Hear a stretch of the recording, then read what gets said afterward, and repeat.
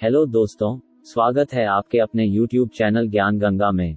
बृहस्पतिवार का व्रत करने और व्रत कथा सुनने से सारी मनोकामनाएं पूरी होती हैं। इस व्रत से धन संपत्ति की प्राप्ति होती है। जिन्हें संतान नहीं है, उन्हें संतान की प्राप्ति होती है। परिवार में सुख शांति बढ़ती है। जिन लोगों का विवाह नहीं हो रहा, उनका जल्दी ही विवाह हो जाता है। ऐसे जातकों की आर्थिक स्थिति में सुधार होता है। बुद्धि और शक्ति का वरदान प्राप्त होता है और दोष दूर होता है। दोस्तों, अगर आप हमारे चैनल पर नए हैं तो सब्सक्राइब करना न भूलें और पास के बेल आइकॉन को भी दबा दें, जिससे हमारे वीडियो की नोटिफिकेशन आपको मिल सके। बृहस्पतिवार को सुबह सुबह उठकर स्नान करें। नहाने के बाद ही पीले रंग के वस्त्र पहन लें और पूजा के दौरान भी इन्हीं वस्त्रों को पहनकर पूजा करें। भगवान सूर्य व मां तुलसी और शालिग्राम भगवान को जल चढ़ाएं। मंदिर में भगवान विष्णु की विधिवत पूजन करें और पूजन के लिए पीली वस्तुओं का प्रयोग करें। पीले फूल, चने की दाल, पीली मिठाई, पीले चावल और हल्दी का प्रयोग करें। इसके बाद केले के पेड़ के तने पर चने की दाल के साथ पूजा की जाती है। केले के पेड़ में हल्दी युक्त जल चढ़ाएं। केले के पेड़ की जड़ों में चने की दाल के साथ ही मुनके भी चढ़ाएं। इसके बाद घी का दीपक जलाकर उस पेड़ की आरती करें। केले के पेड़ के पास ही बैठकर व्रत कथा का भी पाठ करें। व्रत के दौरान पूरे दिन उपवास रखा जाता है। दिन में एक बार सूर्य ढलने के बाद भोजन किया जा सकता है। भोजन में पीली वस्तुएं खाएं तो बेहतर, लेकिन गलती से भी नमक का इस्तेमाल ना करें। प्रसाद के रूप में केला को अत्यंत शुभ माना जाता है, लेकिन व्रत रखने वाले को इस दिन केला नहीं खाना चाहिए। केला को दान में दे दें। पूजा के बाद बृहस्पति देव की कथा सुनना आवश्यक है। कहते हैं बिना कथा सुने व्रत संपूर्ण नहीं माना जाता और उसका पूर्ण फल नहीं मिलता। अत श्री बृहस्पतिवार व्रत कथा। भारतवर्ष में एक प्रतापी और दानी राजा राज्य करता था। वह नित्य गरीबों और ब्राह्मणों की सहायता करता था। यह बात उसकी रानी को अच्छी नहीं लगती थी। वह न ही गरीबों को दान देती, न ही भगवान का पूजन करती थी और राजा को भी दान देने से मना किया करती थी। एक दिन राजा शिकार खेलने वन को गए हुए थे, तो रानी महल में अकेली थी। उसी समय बृहस्पति देव साधु वेश में राजा के महल में भिक्षा के लिए गए और भिक्षा मांगी। रानी ने भिक्षा देने से इनकार किया और कहा, हे साधु महाराज, मैं तो दान पुण्य से तंग आ गई हूँ। मेरा पति सारा धन लुटाते रहते हैं। मेरी इच्छा है कि हमारा धन नष्ट हो जाए, फिर न रहेगा बांस, न बजेगी बांसुरी। साधु ने कहा, देवी तुम तो बड़ी विचित्र हो। धन संतान तो सभी चाहते हैं, पुत्र और लक्ष्मी तो पापी के घर भी होने चाहिए। यदि तुम्हारे पास अधिक धन है तो भूखों को भोजन दो, प्यासों के लिए प्याव बनवाओ, मुसाफिरों के लिए धर्मशालाएं खुलवाओ। जो निर्धन अपनी कुंवारी कन्याओं का विवाह नहीं कर सकते, उनका विवाह करा दो। ऐसे और कई काम हैं जिनके करने से तुम्हारा यश लोक परलोक में फैलेगा। परंतु रानी पर उपदेश का कोई प्रभाव न पड़ा। वह बोली, महाराज आप मुझे कुछ न समझाएं, मैं ऐसा धन नहीं चाहती जो हर जगह बांटती फिरूं। साधु ने उत्तर दिया, यदि तुम्हारी ऐसी इच्छा है तो तथास्तु। तुम ऐसा करना कि बृहस्पतिवार को घर लीपकर पीली मिट्टी से अपना सिर धोकर स्नान करना, भट्टी चढ़ाकर कपड़े धोना। ऐसा करने से आपका सारा धन नष्ट हो जाएगा। इतना कहकर वह साधु महाराज वहां से आलोप हो गए। साधु के अनुसार कई बातों को पूरा करते हुए रानी को केवल 3 बृहस्पतिवार ही बीते थे कि उसकी समस्त धन संपत्ति नष्ट हो गई। भोजन के लिए राजा का परिवार तरसने लगा।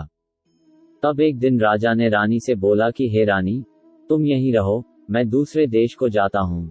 क्योंकि यहाँ पर सभी लोग मुझे जानते हैं, इसलिए मैं कोई छोटा कार्य नहीं कर सकता। ऐसा कहकर राजा परदेश चला गया। वहाँ वह जंगल से लकड़ी काट कर लाता और शहर में बेचता। इस तरह वह अपना जीवन व्यतीत करने लगा। इधर राजा के परदेश जाते ही रानी और दासी दुखी रहने लगी।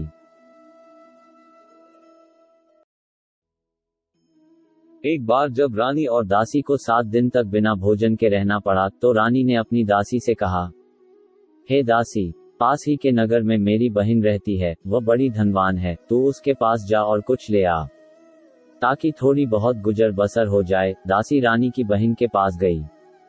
उस दिन गुरुवार था और रानी की बहन उस समय बृहस्पतिवार व्रत की कथा सुन रही थी। दासी ने रानी की बहन को अपनी रानी का संदेश दिया, लेकिन रानी की बड़ी बहन ने कोई उत्तर नहीं दिया। जब दासी को रानी की बहन से कोई उत्तर नहीं मिला तो वह बहुत दुखी हुई और उसे क्रोध भी आया। दासी ने वापस आकर रानी को सारी बात बता दी। सुनकर रानी ने अपने भाग्य को कोसा। उधर रानी की बहन ने सोचा कि मेरी बहन की दासी आई थी, परंतु मैं उससे नहीं बोली, इससे वह बहुत दुखी हुई होगी। कथा सुनकर और पूजन समाप्त करके वह अपनी बहन के घर आए और कहने लगी, हे बहन, मैं बृहस्पतिवार का व्रत कर रही थी, तुम्हारी दासी मेरे घर आई थी, परंतु जब तक कथा होती है तब तक न तो उठते हैं और न ही बोलते हैं, इसलिए मैं नहीं बोली। कहो दासी क्यों गई थी? रानी बोली, बहन, तुमसे क्या छिपाऊं, हमारे घर में खाने तक को अनाज नहीं था। ऐसा कहते कहते रानी की आंखें भर आई। उसने दासी समेत पिछले 7 दिनों से भूखे रहने तक की बात अपनी बहन को विस्तार पूर्वक सुना दी। रानी की बहन बोली, देखो बहन, भगवान बृहस्पति देव सबकी मनोकामना को पूर्ण करते हैं। देखो, शायद तुम्हारे घर में अनाज रखा हो। पहले तो रानी को विश्वास नहीं हुआ, पर बहन के आग्रह करने पर उसने अपनी दासी को अंदर भेजा तो उसे सचमुच अनाज से भरा एक घड़ा मिल गया। यह देखकर दासी को बड़ी हैरानी हुई। दासी रानी से कहने लगी, हे रानी, जब हमको भोजन नहीं मिलता तो हम व्रत ही तो करते हैं, इसलिए क्यों न इनसे व्रत और कथा की विधि पूछ ली जाए, ताकि हम भी व्रत कर सकें। तब रानी ने अपनी बहन से बृहस्पतिवार व्रत के बारे में पूछा। उसकी बहन ने बताया, बृहस्पतिवार के व्रत में चने की दाल और मुनक्का से विष्णु भगवान का केले की जड़ में पूजन करें तथा दीपक जलाएं। व्रत कथा सुने और पीला भोजन ही करें, इससे बृहस्पति देव प्रसन्न होते हैं। व्रत और पूजन विधि बताकर रानी की बहन अपने घर को लौट गई। 7 दिन के बाद जब गुरुवार आया तो रानी और दासी ने व्रत रखा। घुड़साल में जाकर चना और गुड़ लेकर आईं, फिर उससे केले की जड़ तथा विष्णु भगवान का पूजन किया। अब पीला भोजन कहां से आए, इस बात को लेकर दोनों बहुत दुखी थे। चूंकि उन्होंने व्रत रखा था, इसलिए बृहस्पति देव उनसे प्रसन्न थे, इसलिए वे एक साधारण व्यक्ति का रूप धारण कर 2 थालों में सुंदर पीला भोजन दासी को दे गए। भोजन पाकर दासी प्रसन्न हुई और फिर रानी के साथ मिलकर भोजन ग्रहण किया। उसके बाद वे सभी गुरुवार को व्रत और पूजन करने लगी। बृहस्पति भगवान की कृपा से उनके पास फिर से धन संपत्ति आ गई, परंतु रानी फिर से पहले की तरह आलस्य करने लगी। तब दासी बोली, देखो रानी, तुम पहले भी इस प्रकार आलस्य करती थी, तुम्हें धन रखने में कष्ट होता था, इस कारण सभी धन नष्ट हो गया, और अब जब भगवान बृहस्पति की कृपा से धन मिला है तो तुम्हें फिर से आलस्य होता है। रानी को समझाते हुए दासी कहती है कि बड़ी मुसीबतों के बाद हमने यह धन पाया है, इसलिए हमें दान पुण्य करना चाहिए, भूखे मनुष्यों को भोजन कराना चाहिए और धन को शुभ कार्यों में खर्च करना चाहिए, जिससे तुम्हारे कुल का यश बढ़ेगा, स्वर्ग की प्राप्ति होगी और पितृ प्रसन्न होंगे। दासी की बात मानकर रानी अपना धन शुभ कार्यों में खर्च करने लगी, जिससे पूरे नगर में उसका यश फैलने लगा। बृहस्पतिवार व्रत कथा के बाद श्रद्धा के साथ आरती की जानी चाहिए। इसके बाद प्रसाद बांटकर उसे ग्रहण करना चाहिए। एक दिन दुखी होकर जंगल में एक पेड़ के नीचे आसन जमाकर बैठ गया। वह अपनी दशा को याद करके व्याकुल होने लगा। बृहस्पतिवार का दिन था। एकाएक उसने देखा कि निर्जन वन में एक साधु प्रकट हुए। वह साधु वेश में स्वयं बृहस्पति देवता थे। लकड़हारे के सामने आकर बोले, हे लकड़हारे, इस सुनसान जंगल में तू चिंता मग्न क्यों बैठा है? लकड़हारे ने दोनों हाथ जोड़कर प्रणाम किया और उत्तर दिया, महात्मा जी, आप सब कुछ जानते हैं, मैं क्या कहूँ। यह कहकर रोने लगा और साधु को अपनी आत्मकथा सुनाई। महात्मा जी ने कहा, तुम्हारी स्त्री ने बृहस्पति के दिन बृहस्पति भगवान का निरादर किया है, जिसके कारण रुष्ट होकर उन्होंने तुम्हारी यह दशा कर दी। अब तुम चिंता को दूर करके मेरे कहने पर चलो तो तुम्हारे सब कष्ट दूर हो जाएंगे और भगवान पहले से भी अधिक संपत्ति देंगे। तुम बृहस्पति के दिन कथा किया करो। 2 पैसे के चने मुनक्का लाकर उसका प्रसाद बनाओ और शुद्ध जल से लोटे में शक्कर मिलाकर अमृत तैयार करो। कथा के पश्चात अपने सारे परिवार और सुनने वाले प्रेमियों में अमृत व प्रसाद बांटकर आप भी ग्रहण करो। ऐसा करने से भगवान तुम्हारी सब मनोकामनाएं पूरी करेंगे। साधु के ऐसे वचन सुनकर लकड़हारा बोला, हे प्रभु, मुझे लकड़ी बेचकर इतना पैसा नहीं मिलता जिससे भोजन के उपरांत कुछ बचा सकूं। मैंने रात्रि में अपनी स्त्री को व्याकुल देखा है, मेरे पास कुछ भी नहीं जिससे मैं उसकी खबर मंगा सकूं। साधु ने कहा, हे लकड़हारे, तुम किसी बात की चिंता मत करो। बृहस्पति के दिन तुम रोजाना की तरह लकड़ियां लेकर शहर को जाओ। तुमको रोज से दुगुना धन प्राप्त होगा, जिससे तुम भली भांति भोजन कर लोगे तथा बृहस्पति देव की पूजा का सामान भी आ जाएगा। इतना कहकर साधु अंतर ध्यान हो गए। धीरे धीरे समय व्यतीत होने पर फिर वही बृहस्पतिवार का दिन आया। लकड़हारा जंगल से लकड़ी काटकर किसी शहर में बेचने गया। उसे उस दिन और दिन से अधिक पैसा मिला। राजा ने चना गुड़ आदि लाकर गुरुवार का व्रत किया। उस दिन से उसके सभी क्लेश दूर हुए। परंतु जब दोबारा गुरुवार का दिन आया तो बृहस्पतिवार का व्रत करना भूल गया। इस कारण बृहस्पति भगवान नाराज हो गए।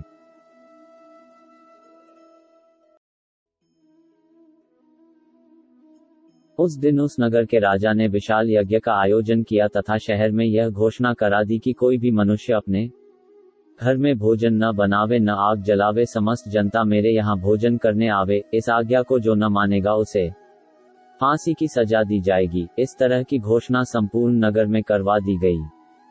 राजा की आज्ञानुसार शहर के सभी लोग भोजन करने गए, लेकिन लकड़हारा कुछ देर से पहुंचा, इसलिए राजा उसको अपने साथ घर ले गए और ले जाकर भोजन करा रहे थे तो रानी की दृष्टि उस खूंटी पर पड़ी जिस पर उसका हार लटका हुआ था। वह वहां पर दिखाई नहीं दिया। रानी ने निश्चय किया कि मेरा हार इस मनुष्य ने चुरा लिया है। उसी समय सिपाहियों को बुलाकर उसको कारागार में डलवा दिया। जब लकड़हारा कारागार में पड़ गया और बहुत दुखी होकर विचार करने लगा कि न जाने कौन से पूर्व जन्म के कर्म से मुझे यह दुहक प्राप्त हुआ है, और उसी साधु को याद करने लगा जो कि जंगल में मिला था। उसी समय तत्काल बृहस्पति देव साधु के रूप में प्रकट हुए और उसकी दशा को देखकर कहने लगे, अरे मूर्ख, तूने बृहस्पति देव की कथा नहीं करी, इस कारण तुझे दुहक प्राप्त हुआ है। अब चिंता मत कर, बृहस्पतिवार के दिन कारागार के दरवाजे पर 4 पैसे पड़े मिलेंगे, उनसे तू बृहस्पति देव की पूजा करना, तेरे सभी कष्ट दूर हो जाएंगे। बृहस्पति के दिन उसे 4 पैसे मिले। लकड़हारे ने कथा कही। उसी रात्रि को बृहस्पति देव ने उस नगर के राजा को स्वप्न में कहा, हे राजा, तुमने जिस आदमी को कारागार में बंद कर दिया है वह निर्दोष है, वह राजा है, उसे छोड़ देना। रानी का हार उसी खूंटी पर लटका है, अगर तू ऐसा नहीं करेगा तो मैं तेरे राज्य को नष्ट कर दूंगा। इस तरह रात्रि के स्वप्न को देखकर राजा प्रातःकाल उठा और खूंटी पर हार देखकर लकड़हारे को बुलाकर क्षमा मांगी तथा लकड़हारे को योग्य सुंदर वस्त्र आभूषण देकर विदा कर दिया। बृहस्पति देव की आज्ञानुसार लकड़हारा अपने नगर को चल दिया। राजा जब अपने नगर के निकट पहुंचा तो उसे बड़ा आश्चर्य हुआ। नगर में पहले से अधिक बाग, तालाब, कुएं तथा बहुत सी धर्मशाला, मंदिर आदि बन गई हैं। राजा ने पूछा, यह किसका बाग और धर्मशाला है? तब नगर के सब लोग कहने लगे, यह सब रानी और बांदी के हैं। तो राजा को आश्चर्य हुआ और गुस्सा भी आया। जब रानी ने यह खबर सुनी कि राजा आ रहे हैं तो उन्होंने बांदी से कहा कि हे दासी, देख राजा हमको कितनी बुरी हालत में छोड़ गए थे, हमारी ऐसी हालत देखकर वह लौट न जाएं। इसलिए तू दरवाजे पर खड़ी हो जा। आज्ञानुसार दासी दरवाजे पर खड़ी हो गई। राजा आए तो उन्हें अपने साथ लिवा लाई। तब राजा ने क्रोध करके अपनी रानी से पूछा कि यह धन तुम्हें कैसे प्राप्त हुआ है? तब उन्होंने कहा, हमें यह सब धन बृहस्पति देव के इस व्रत के प्रभाव से प्राप्त हुआ है। राजा ने निश्चय किया कि 7 रोज बाद तो सभी बृहस्पति देव का पूजन करते हैं, परंतु मैं प्रतिदिन दिन में 3 बार कहानी तथा रोज व्रत किया करूंगा। अब हर समय राजा के दुपट्टे में चने की दाल बंधी रहती तथा दिन में 3 बार कहानी कहता। एक रोज राजा ने विचार किया कि चलो अपनी बहन के यहाँ हो आवें। इस तरह निश्चय कर राजा घोड़े पर सवार हो अपनी बहन के यहाँ को चलने लगा। मार्ग में उसने देखा कि कुछ आदमी एक मुर्दे को लिए जा रहे हैं। उन्हें रोककर राजा कहने लगा, अरे भाइयों, मेरी बृहस्पति देव की कथा सुन लो। वे बोले, लो, हमारा तो आदमी मर गया है, इसको अपनी कथा की पड़ी है। परंतु कुछ आदमी बोले, अच्छा कहो, हम तुम्हारी कथा भी सुनेंगे। राजा ने दाल निकाली और जब कथा आधी हुई थी कि मुर्दा हिलने लग गया, और जब कथा समाप्त हो गई तो राम राम करके मनुष्य उठकर खड़ा हो गया।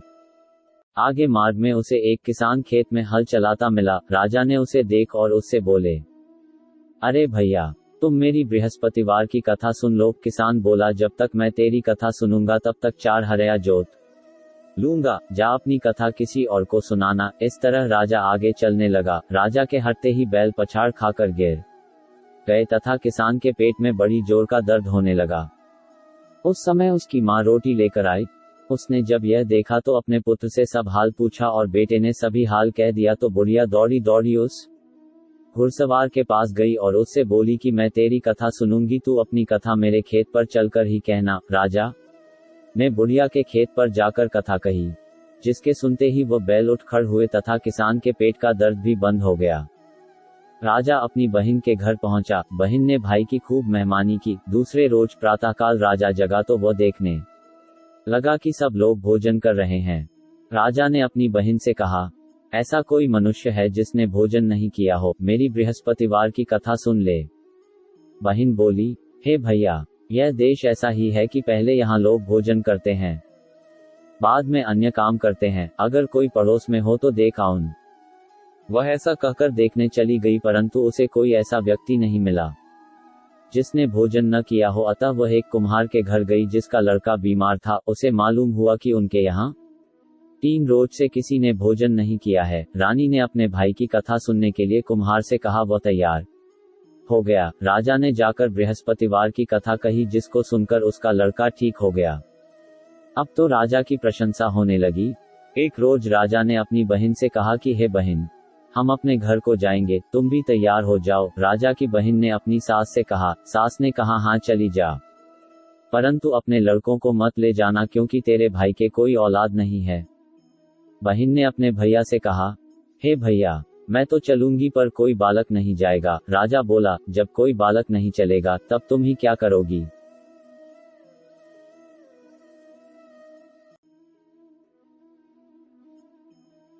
बड़े दुखी मन से राजा अपने नगर को लौट आया।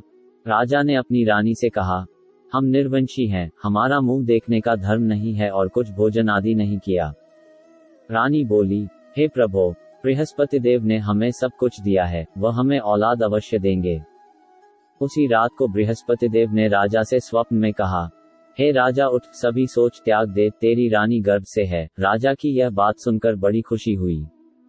9वें महीने में उसके गर्भ से एक सुंदर पुत्र पैदा हुआ। तब राजा बोला, हे रानी, स्त्री बिना भोजन के रह सकती है, पर बिना कहे नहीं रह सकती। जब मेरी बहन आवे तुम उससे कुछ कहना मत। रानी ने सुनकर हाँ कर दिया।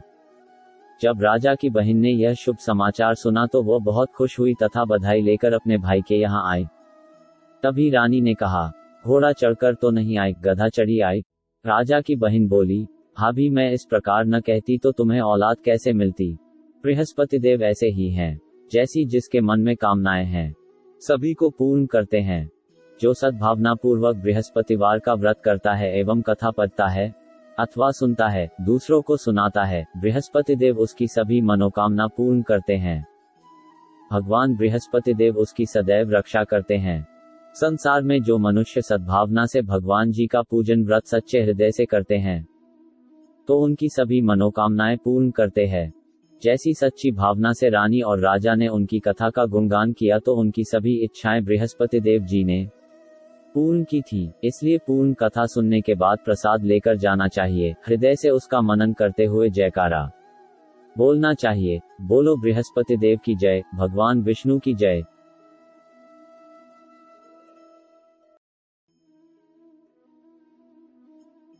प्राचीन काल में एक ब्राह्मण रहता था। वह बहुत निर्धन था, उसके कोई संतान नहीं थी। उसकी स्त्री बहुत मलिनता के साथ रहती थी। वह स्नान न करती, किसी देवता का पूजन न करती।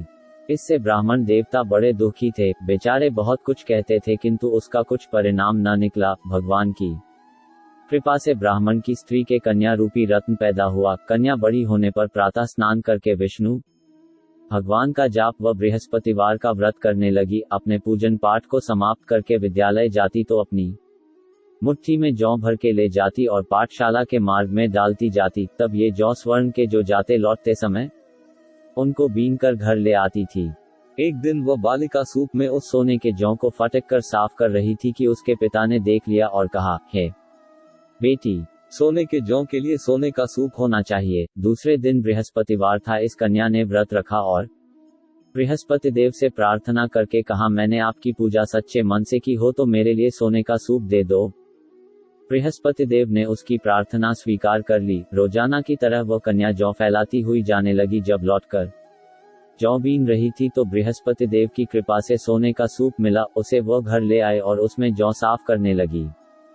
परंतु उसकी मां का वही ढंग रहा। एक दिन की बात है कि वह कन्या सोने के सूप में जौ साफ कर रही थी। उस समय उस शहर का राजपुत्र वहां से होकर निकला। इस कन्या के रूप और कार्य को देखकर मोहित हो गया तथा अपने घर आकर भोजन तथा जल त्याग कर उदास होकर लेट गया। राजा को इस बात का पता लगा तो अपने प्रधानमंत्री के साथ उसके पास गए और बोले, हे बेटा, तुम्हें किस बात का कष्ट है? किसी ने अपमान किया है अथवा और कारण हो सो कहो, मैं वही कार्य करूंगा जिससे तुम्हें प्रसन्नता हो। अपने पिता की राजकुमार ने बातें सुनी तो वह बोला, मुझे आपकी कृपा से किसी बात का दुहक नहीं है, किसी ने मेरा अपमान नहीं किया है, परंतु मैं उस लड़की से विवाह करना चाहता हूं जो सोने के सूप में जौ साफ कर रही थी। यह सुनकर राजा आश्चर्य में पड़ और बोला, हे बेटा, इस तरह की कन्या का पता तुम ही लगाओ, मैं उसके साथ तेरा विवाह अवश्य ही करवा दूंगा। राजकुमार ने उस लड़की के घर का पता बतलाया। तब मंत्री उस लड़की के घर गए और ब्राह्मण देवता को सभी हाल बतलाया। ब्राह्मण देवता राजकुमार के साथ अपनी कन्या का विवाह करने के लिए तैयार हो गए तथा विधि विधान के अनुसार ब्राह्मण की कन्या का विवाह राजकुमार के साथ हो गया। कन्या के घर से जाते ही पहले की भांति उस ब्राह्मण देवता के घर में गरीबी का निवास हो गया। अब भोजन के लिए भी अन्न बड़ी मुश्किल से मिलता था। एक दिन दुखी होकर ब्राह्मण देवता अपनी पुत्री के पास गए। बेटी ने पिता की दुखी अवस्था को देखा और अपनी मां का हाल पूछा। तब ब्राह्मण ने सभी हाल कहा। कन्या ने बहुत सा धन देकर अपने पिता को विदा कर दिया। इस तरह ब्राह्मण का कुछ समय सुखपूर्वक व्यतीत हुआ। कुछ दिन बाद फिर वही हाल हो गया। ब्राह्मण फिर अपनी कन्या के यहाँ गया और सारा हाल कहा तो लड़की बोली, हे पिताजी, आप माताजी को यहाँ लेवा लाओ, मैं उसे विधि बता दूंगी जिससे गरीबी दूर हो जाए। वह ब्राह्मण देवता अपनी स्त्री को साथ लेकर पहुंचे तो अपनी माँ को समझाने लगी, हे माँ, तुम प्रातःकाल प्रथम स्नानादि करके विष्णु भगवान का पूजन करो तो सब दरिद्रता दूर हो जाएगी। परंतु उसकी मांग ने एक भी बात नहीं मानी और प्रातःकाल उठकर अपनी पुत्री के बच्चों की जूठन को खा लिया। इससे उसकी पुत्री को भी बहुत गुस्सा आया और एक रात को कोठरी से सभी सामान निकाल दिया और अपनी मां को उसमें बंद कर दिया। प्रातःकाल उसे निकाला तथा स्नानादि करा के पाठ करवाया तो उसकी मां की बुद्धि ठीक हो गई और फिर प्रत्येक बृहस्पतिवार को व्रत रखने लगी। इस व्रत के प्रभाव से उसके माँ बाप बहुत ही धनवान और पुत्रवान हो गए और बृहस्पति जी के प्रभाव से इस लोक के सुख भोग कर स्वर्ग को प्राप्त हुए। सब बोलो विष्णु भगवान की जय, बोलो बृहस्पति देव की जय।